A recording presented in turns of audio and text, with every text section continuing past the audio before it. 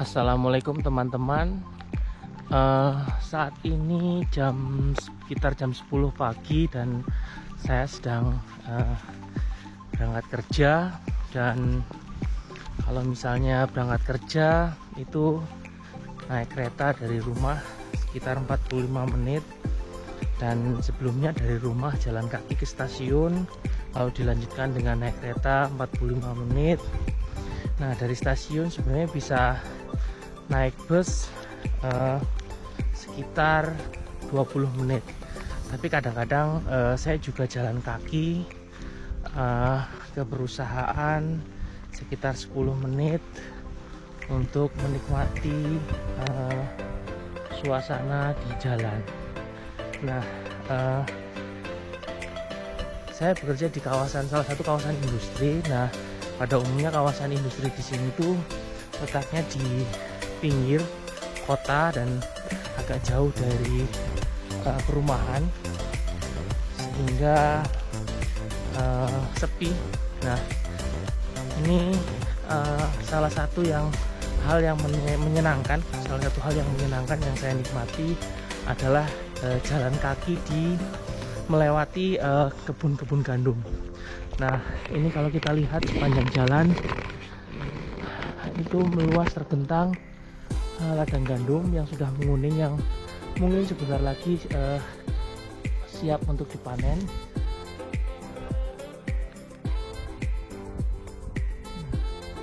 Kita bisa lihat, nah di sebelah kiri itu ini yang sudah dipanen, maksudnya sudah dipotong dan hasil panennya sudah diangkut. Ini bekas-bekasnya. Jadi yang sebelah kiri itu sudah dipanen dan yang sebelah kanan belum dipanen. Nah, ini adalah salah satu hal yang saya nikmati ketika berangkat bekerja. Nah, memang hari ini cuacanya nggak terlalu bagus, mendung dan sekitar 14 derajat, dan saat ini agak gerimis. Padahal ini musim panas, biasanya sampai 25 bahkan 30 derajat dan panas ya. Jadi hari ini sebenarnya lebih enak untuk jalan kaki karena cuacanya yang redup dan kita bisa menikmati pemandangan yang ada di sini.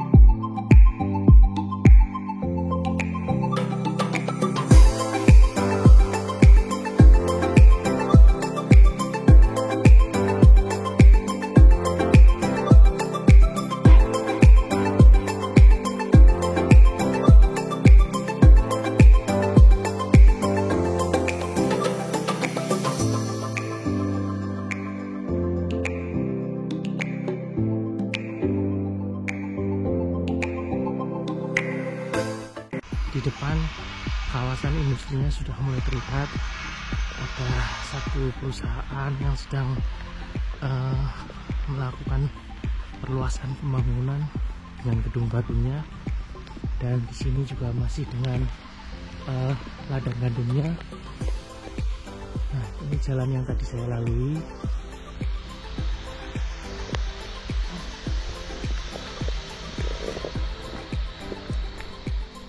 Saat ini saya sedang istirahat kerja dan sedang duduk-duduk di kantin untuk istirahat.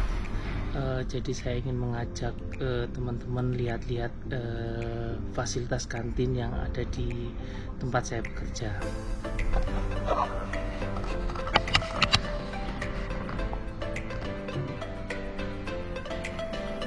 Nah, seperti kantin pada umumnya, di sini ada tempat duduk dan meja yang disediakan. Nah, di sini ada televisi besar dan biasanya di sebelah kiri ada grafik performa pekerjaan setiap bulan. Tapi ini kebetulan mati, hanya ada TV yang hidup. Ini juga ada banyak tempat duduk di sini yang disediakan. Terus Ini juga banyak hal-hal aksesoris yang menarik. Kemudian di sini ada mesin minuman dingin yang kita bisa beli. Kemudian kita juga bisa menggunakan chip atau uang langsung yang dipakai. Ini chip yang dipakai, jadi digunakan. Ini dalamnya ada uangnya, bisa dipakai. Ini ada snack. Kemudian ini ada mesin kopi. Di bawahnya kita taruh gelas, dan ini touchscreen. Kita cek. Nah, ini daftar menunya. Di bagian dua depan ini gratis. Kemudian kita tinggal pencet, lalu akan kopinya akan keluar dari sini di bawah ini.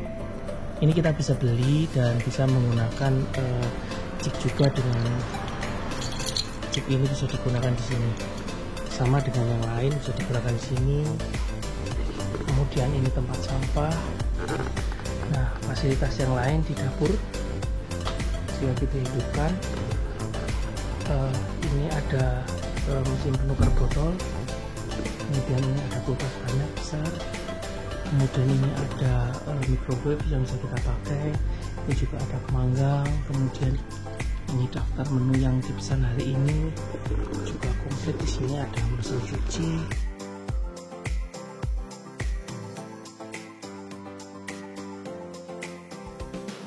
Ada banyak mesin cuci yang bisa kita pakai.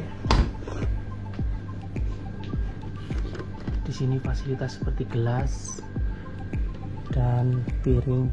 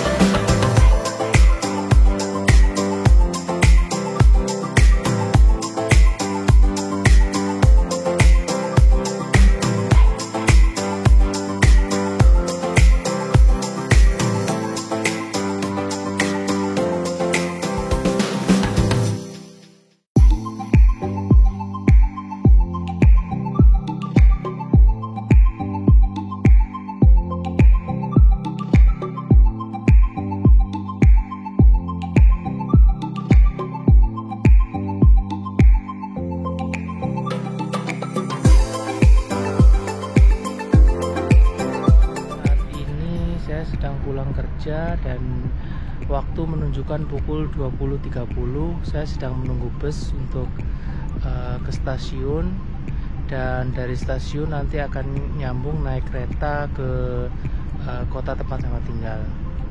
Nah, ini suasana sekitar tempat saya kerja. Ini adalah halte bus depan tempat saya bekerja. Nah, ini depan adalah perusahaan tempat saya kerja. Dan di depannya juga ada pabrik produksi semen. Di depannya lagi ada pabrik untuk membuat karpet.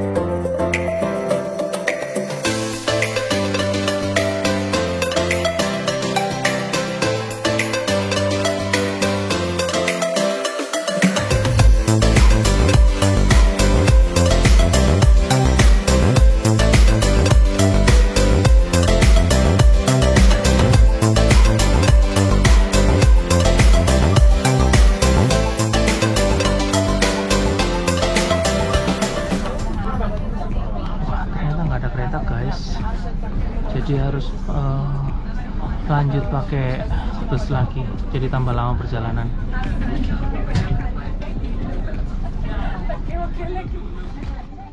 Sebelumnya teman-teman telah menyaksikan video ketika saya berangkat bekerja, kemudian waktu istirahat dan pulang bekerja. Selanjutnya akan saya lanjutkan bercerita mengenai pengalaman saya selama bekerja di sini. Dan mungkin pengalaman ini berbeda-beda setiap orang karena tergantung perusahaannya dan posisi ketika kita bekerja.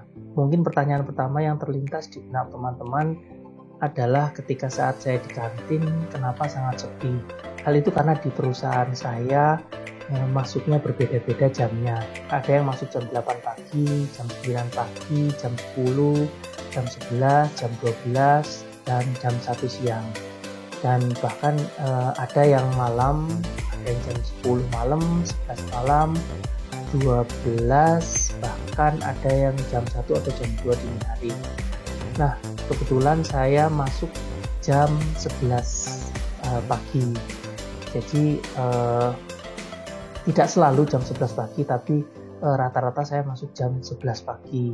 Kadang-kadang juga masuk jam 12, kadang-kadang masuk jam 1 siang. Kerjanya sendiri yaitu 8 jam. Kalau misalnya saya masuk jam 11, berarti seharusnya selesai jam 7 malam. Karena kerjanya 8 jam, tetapi ditambah dengan 45 menit istirahat. Nah, 45 menit istirahat ini tidak dihitung bekerja, artinya 8 jam bekerja ditambah 45 menit istirahat. Jadi jam 8 kurang seperempat malam saya baru keluar dari perusahaan. Normalnya seperti itu kalau misalnya masuk jam 11. Kenapa seperti itu? Karena di sini bayarannya itu per jam. Jadi per jam dibayar berapa euro. Karena mata uang di sini kan pakai euro atau pakai yang berlaku di Uni Eropa. Nah, jadi istirahat itu tidak dibayar. Jadi istirahat ya istirahat dan bekerja itu bekerja. Kembali lagi ke tadi, kenapa sepi? Karena masuknya sendiri itu berbeda. Jadi di tim saya ada 15 sampai 17 orang. Nah, karena berbeda-beda masuknya, ada yang jam 11, ada yang jam 12, ada yang jam 1, maka istirahatnya pun akan berbeda-beda. Hal ini tujuannya agar pekerjaannya efektif. Jadi ada yang istirahat tetapi sifat pekerjaannya itu masih berjalan. Nah, makanya kita di tim harus bisa mengerjakan sebagian besar dari pekerjaan dari teman-teman kita. Karena jika ada teman kita yang istirahat, maka kita harus mengcover pekerjaan teman kita selama dia istirahat. Begitu juga ketika saya istirahat, ada teman yang mengcover pekerjaan saya. Jadi waktu di sini sangat efektif dan dibutuhkan kerjasama tim yang sangat baik. Walaupun sifat pekerjaannya itu mandiri, dalam arti saya punya pekerjaan utama, teman saya punya pekerjaan utama, tapi jika ada yang istirahat maka harus ada yang mengcover. Makanya ketika saya istirahat itu di kantin sangat sepi. Jadi kadang saya sendirian istirahat duluan atau kadang berdua dengan teman saya. Kebetulan waktu video itu dibuat, saya kebetulan istirahat sendirian. Lalu pertanyaan berikutnya adalah apakah pekerjaannya selalu normal, artinya selalu 8 jam. Nah, itu tergantung dari bulan-bulan biasanya. Jadi ada bulan-bulan yang memang padat, artinya dalam arti ya normal 8 jam, 8 jam, 8 jam. Ada juga yang kelebihan jam, artinya kalau di Indonesia mungkin bisa dikatakan lembur. Jadi kita harus lembur karena memang lagi ada pekerjaan. Atau malah memang kadang-kadang bisa dikatakan minus, artinya minus bahwa tidak ada pekerjaan full 8 jam. Bahkan kadang-kadang 5 atau 6 jam kita bekerja, selanjutnya tidak ada pekerjaan. Nah, bagaimana kalau seperti itu terjadi? Jadi kalau di sini misalnya pekerjaannya ternyata tidak terlalu banyak dan sekitar 5 atau 6 jam sudah cukup dan tidak ada pekerjaan lain, mungkin kalau di Indonesia itu ya kita harus menunggu sampai 8 jam. Tapi kalau di sini enggak. Jadi kita harus pulang. Jadi kita cukup hari ini misalnya 5 jam atau 6 jam bekerja jamnya. Jadi misalnya hari ini saya cuma bekerja 5 jam, berarti saya akan mempunyai minus 3 jam. Nah, begitu juga di lain waktu ketika saya mempunyai kelebihan jam, itu misalnya saya kelebihan 1 jam atau kelebihan 2 jam, nah itu akan diakumulasikan dengan jumlah jam saya bekerja. Jadi ada saat tertentu kita mempunyai minus waktu yang harus bekerja, ada juga kita kelebihan jam kerjanya. Nah, bagaimana kalau misalnya itu tadi kekurangan jam. Nah, kalau kekurangan jam biasanya pimpinan kita akan memberikan pekerjaan lebih, dalam artian memberikan waktu tambahan memberikan waktu tambahan untuk bekerja agar mengurangi kekurangan jam kita atau mengurangi minus tadi, sehingga minimal kita tidak punya minus atau nol. Nah, tetapi bagaimana kalau misalnya kelebihan jam atau misalnya bisa dikatakan lembur gitu. Nah, di sini apakah dikonversi ke nol? Jawabannya tidak. Jadi kelebihan kita dalam bekerja itu nantinya tidak dikonversikan ke dalam uang, tetapi dikonversikan menjadi hari libur. Jadi misalnya saya mempunyai kelebihan jam 10 jam misalnya. Nah, saat-saat tertentu saya bisa mengajukan kelebihan jam saya menjadi hari libur misalnya dalam 1 hari. Jadi artinya saya 8 jam itu dipakai dari kelebihan 10 jam. Jadi saya masih punya kelebihan 2 jam. Nah, hal itu yang dilakukan. Jadi tapi juga kadang-kadang kalau misalnya di perusahaan tidak terlalu banyak pekerjaan, kemudian pimpinan langsung mengatakan besok saya tidak bekerja dan harus libur di rumah, sehingga saya dikurangi jamnya menjadi -8. Jadi seperti itu. Jadi ada akumulasi minus dan plus sehingga balance. Jadi di sini tidak ada uang lembur istilahnya. Jadi tidak ada kelebihan jam yang dibayarkan. Lalu bagaimana kalau misalnya cuti tahunan? Yang menarik, cuti tahunan di sini itu di luar tanggal merah itu sangat banyak. Jadi kalau di Indonesia kan jatahnya hanya 12 hari, tapi kalau di sini itu 27 sampai dengan 33 atau 34 hari. Jadi tergantung kita umur dan masa kita bekerja. Jadi misalnya saya pegawai baru, dapat kontrak baru, biasanya saya dapat 27 hari untuk libur. Nah, yang menarik lagi adalah untuk pengajuan cuti tahunan yang tadi 27 itu diajukan ke setiap akhir tahun. Jadi di bulan Desember itu semua karyawan sudah harus mengisi jadwal untuk cuti di tahun berikutnya. Nah, nanti pimpinan dan HRD itu akan melihat di bulan-bulan mana yang terlalu banyak cutinya karyawannya atau terlalu sedikit. Jadi misalnya saya di bulan Mei awal misalnya mengambil libur seminggu. Nah, ternyata banyak yang mengambil. Nah, nanti HRD ini dan pimpinan yang akan menentukan siapa yang akan libur di awal Mei tersebut. Jadi misalnya saya tidak dapat jadwal di Mei, jadi saya harus merubah pengajuan cuti saya di bulan yang lain sampai semuanya disetujui. Jadi semuanya sudah teratur, sudah terjadwal, sehingga jika kita mau liburan juga sudah terjadwal, karena di akhir tahun kita akan jelas cutinya kapan. Nah, di luar itu tadi kita juga bisa menggunakan tadi misalnya dalam keadaan darurat cuti kita sudah habis. Nah, itu tadi menggunakan kelebihan dan kekurangan jam yang kita miliki. Nah, jadi kalau misalnya walaupun kita tidak mempunyai kelebihan jam tetapi cuti kita sudah habis dan kita ada keadaan darurat yang memaksa kita tidak bisa masuk untuk bekerja, kita juga bisa menggunakan kekurangan jam dan diganti di hari lain. Jadi seperti itu kalau sistemnya yang ada di tempat saya bekerja. Mungkin hal yang menarik lain adalah ketika kita memulai pekerjaan. Jadi misalnya tadi saya bekerja mulai jam 11. Ada teman saya yang jam 12, kemudian ada yang jam 1 di dalam satu tim.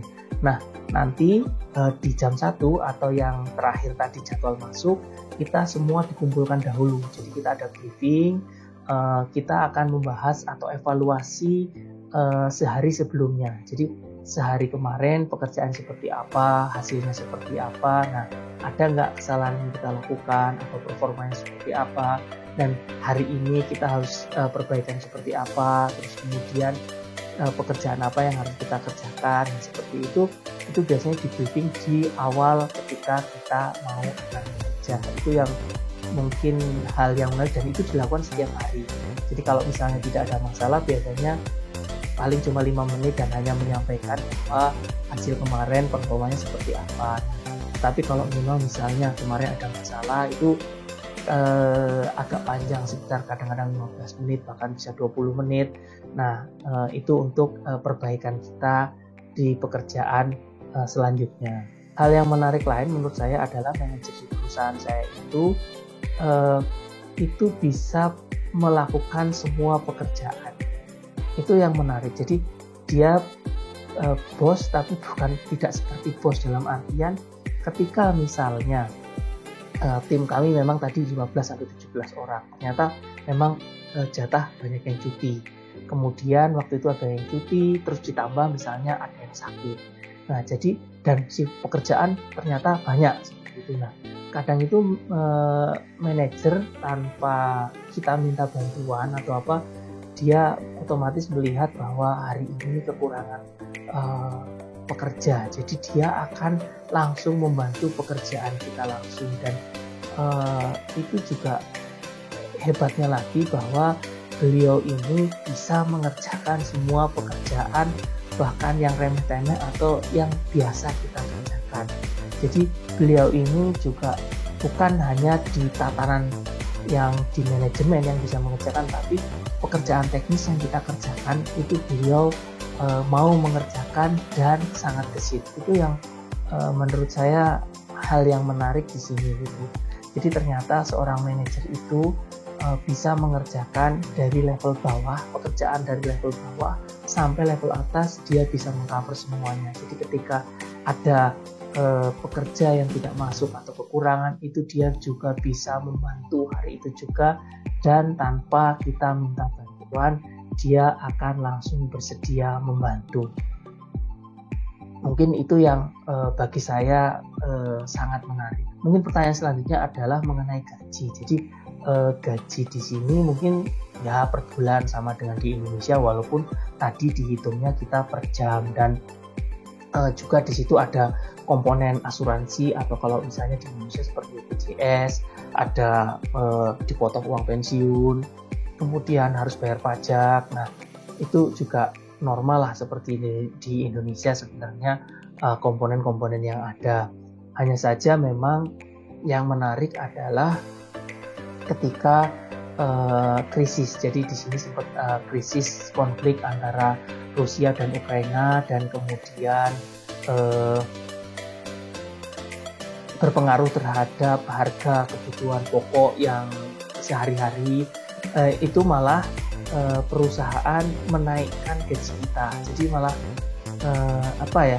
itu yang membuat kadang heran. Jadi artinya ketika krisis dan bahan kebutuhan pokok naik, malah gaji kita dinaikkan gitu loh. Jadi ya walaupun waktu tadi seperti masih briefing, manajernya mengatakan bahwa ya kami hanya bisa membantu sedikit, tetapi ya kalau menurut saya sih alhamdulillah masih bisa untuk beli beras seperti itu. Nah dari pemerintah Jerman sendiri juga mengharuskan untuk perusahaan memberikan kompensasi terhadap harga kenaikan energi atau listrik atau gas yang kita bayarkan per bulan. Jadi kalau di perusahaan saya itu ada per 3 bulan sekali itu ada biaya tambahan dari perusahaan yang dibayarkan ke kita, yang masuk ke gaji kita, itu sebagai kompensasi kenaikan energi dan gas.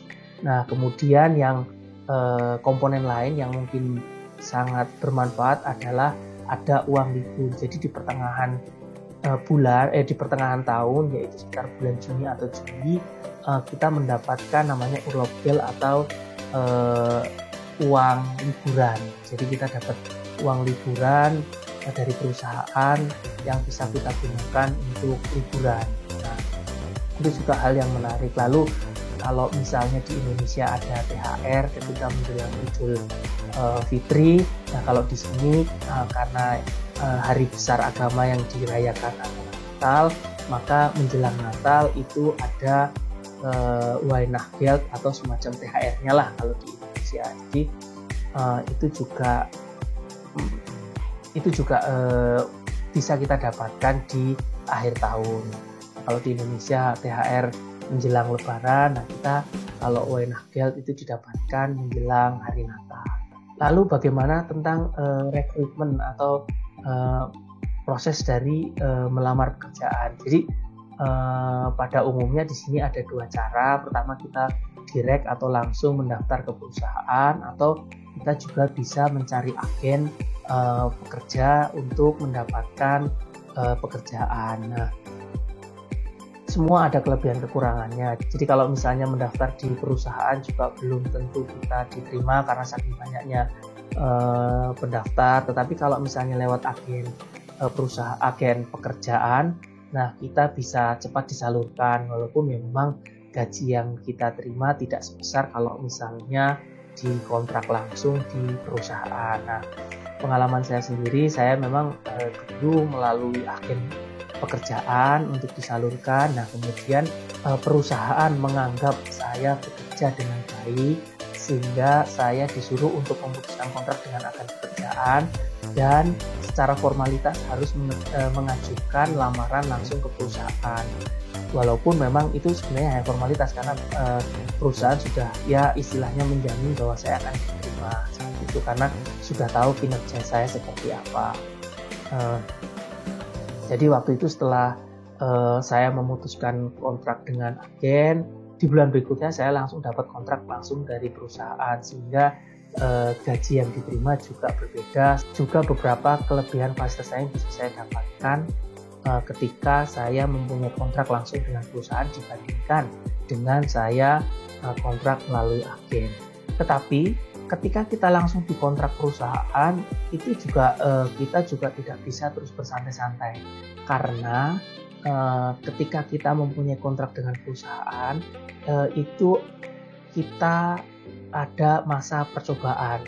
Saya harus menjalani masa percobaan di perusahaan selama 7 bulan. Jadi setelah 7 bulan kinerja saya akan dievaluasi, apakah baik apa tidak, apakah dilanjutkan apa tidak.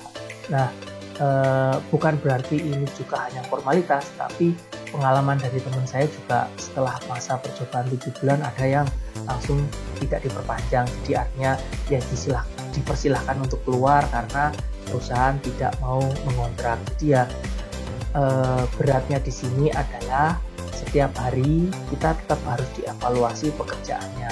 Kemudian itu tadi, jika kita kontrak langsung dengan perusahaan, setelah 7 bulan kita akan dievaluasi apakah kita tanda kutip lulus masa percobaan apa tidak. Nah, kalau misalnya lulus, kita ya kontraknya langsung berjalan selanjutnya. Tapi kembali lagi bahwa jangan lupa bahwa setiap hari di briefing tadi yang sebelumnya saya sampaikan bahwa kita akan dievaluasi kinerjanya bagaimana kemarin. Jadi ya tidak gampang karena setiap hari kita akan dievaluasi. Sementara itu sedikit pengalaman saya ketika bekerja di sini, dan sebelum saya tutup tadi mungkin ketika waktu perjalanan saya naik bus dari perusahaan, itu ada perusahaan namanya Cattle. Jadi perusahaan Cattle adalah perusahaan Cina yang memproduksi baterai. Jadi di Indonesia kan sedang marak-maraknya, atau bahkan di dunia itu sekarang lagi marak-maraknya adalah kendaraan listrik, baik motor atau mobil. Nah, Cina kebetulan menginvestasi uangnya di Eropa dengan mendirikan pabrik baterai terbesar di Eropa, dan perusahaannya itu ada di kawasan industri di tempat saya. Jadi sedang rekrutmen pekerja yang banyak dari berbagai bidang, dan mungkin kalau misalnya ada teman-teman yang berminat bisa melihat lowongan tersebut, dan mungkin kalau mau mencoba untuk mendaftar di Cattle juga silahkan. Jadi saya tidak di endorse atau tidak dibayar oleh Cattle. Kebetulan beberapa teman dari tahun lalu sudah mengajakin untuk pindah ke situ, tetapi memang saya sudah nyaman di tempat saya sekarang ini bekerja, jadi saya tidak mencoba untuk mendaftar di Katel. Hanya memang saya ketika pulang atau pergi melihat bahwa saat ini Katel sedang lagi membangun pabrik besar-besaran, dan kemudian juga lagi membuka banyak lowongan. Jadi saya juga hanya menyampaikan jika ada teman-teman yang berminat bekerja di Katel. Jadi dia itu adalah perusahaan baterai terbesar yang ada di Eropa.